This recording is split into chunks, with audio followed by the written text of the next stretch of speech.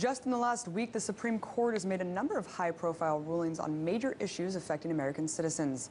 One of these decisions struck down the Defense of Marriage Act as unconstitutional, giving same-sex marriages the same federal rights as their heterosexual counterparts. And although this victory was celebrated as a giant leap forward for LGBT rights, it overshadowed another major ruling that may have set the country back decades. The court overturned Section 4 of the 1965 Voting Rights Act, which dictates that any changes made to state election laws be subject to approval by the federal government. Many say that that decision will have far-reaching implications on everything from redistricting to voter ID laws, and will usher in a new wave of discrimination that will impact millions of minority voters. So how exactly does this ruling disenfranchise so many people? Well, investigative journalist and author of the book Billionaires and Ballot Bandits, How to Steal an Election in 9 Easy Steps, Greg Palast, joins me now from New York to break it all down. What is going on, Greg? Glad to be with you, Abby. What's happening here, it was the Ku Klux Court. They did everything but, I think that they had to stop Thomas from wearing his white hood. Now, I know it's funny, but it's also a great tragedy. Because what the court said is that the racial practices of 50 years ago, in which caused the 1965 Voting Rights Act to be passed at the plea of Martin Luther King, that those practices are eradicated. Well, no, Jim Crow is not gone. In fact, he's quite alive in cyberspace, and that's the problem. We actually have a greater disenfranchisement problem of black voters, Hispanic voters, and by the way, one group that's really affected is American natives voters. We're talking about maybe 6 million voters to 9 million voters are going to lose their right to vote. I want to repeat that. 6 to 9 million voters are going to lose their right to vote because of the Supreme Court's action. Section 4, pre-clearance. What that's all about, it's a fancy term, pre-clearance. What that means is if you're going to jack around with the voter rolls, if you're going to move and close down voting stations in black neighborhoods so that you have lines that are 7 and 8 hours long. I saw this myself in the last election.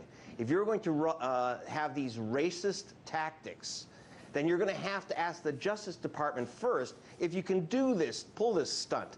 Now no one will have to clear anything. What that means is that you got a complaint, buddy, you've been waiting in line for 8 hours, you show up and they say, hey, you're a felon and you've never gotten a traffic ticket. These are real cases.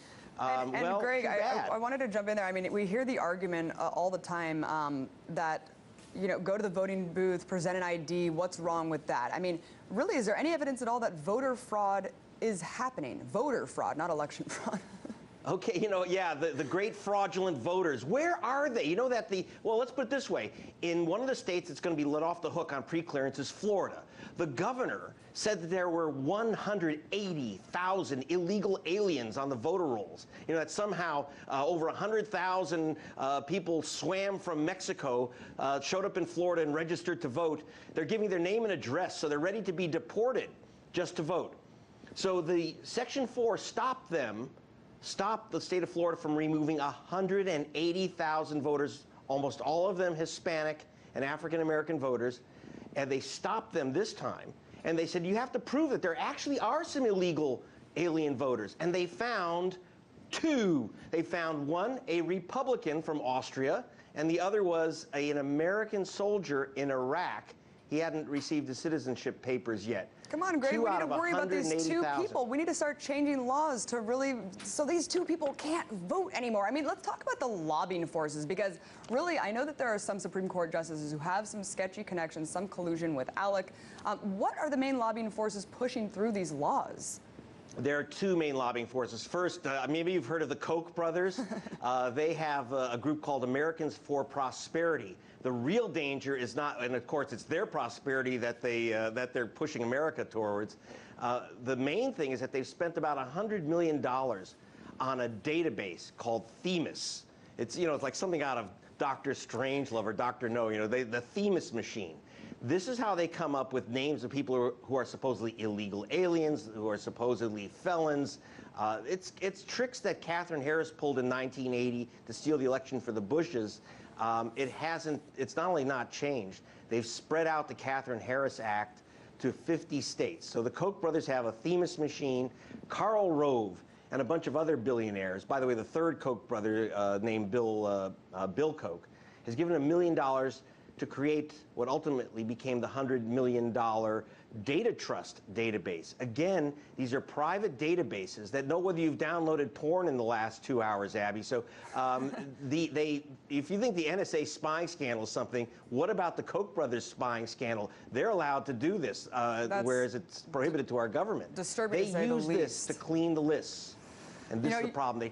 I wanted to address something else really interesting. You said that this is a foundation for Republican takeover in coming years. Yes. However, the Democratic Party, as it stands, is so pro-business, so pro-war. It's hard for me to believe that this takeover is being engineered solely by Republicans. Do you really think there's that much of a difference between the two parties? In vote theft, yes. Remember, first of all, Jim Crow used to be a Democratic trick. It was Democrats stopping black people from voting 50 years ago. Now it's Republicans, and it's not because they dislike the color of black people's skin or brown people or red people. They don't like the color of their votes, blue.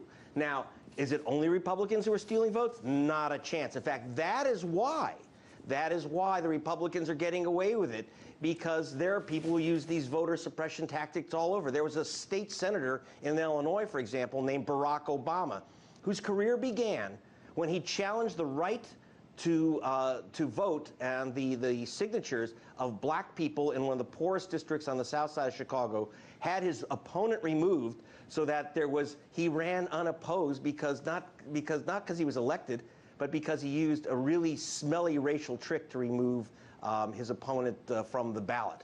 So, so look, that's how the machines work. Both parties do it. Right now, the big machines and the big threats are coming from the Republicans, but I saw Democrats do it too, because it's not really about Republican or Democrats. It's about those who own the nation and those who are simply there.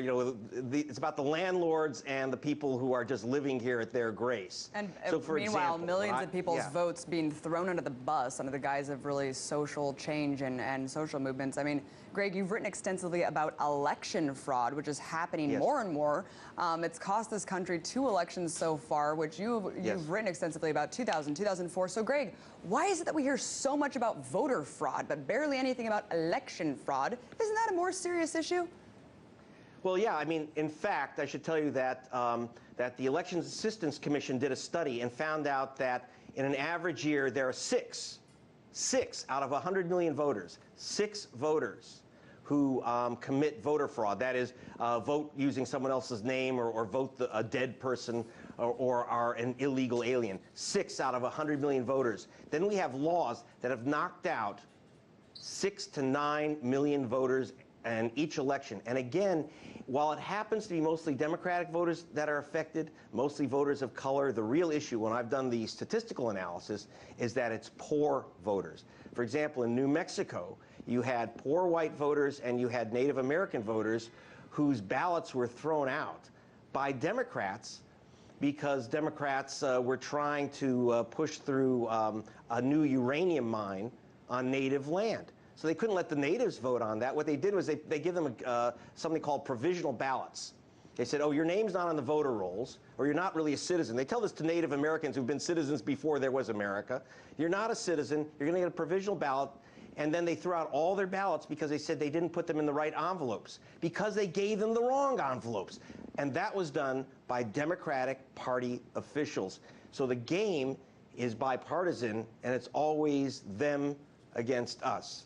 It's those who have those versus those who would like to vote and make this a democracy. Well, unfortunately, we need to take back our electoral system, Greg, if we ever want to have true representation. And thank you for writing about it. Everyone check out your book, Billionaires and Ballot Bandits. You give some tips about how we can take the system back. Always amazing to have you on. Greg Palast, thanks so much.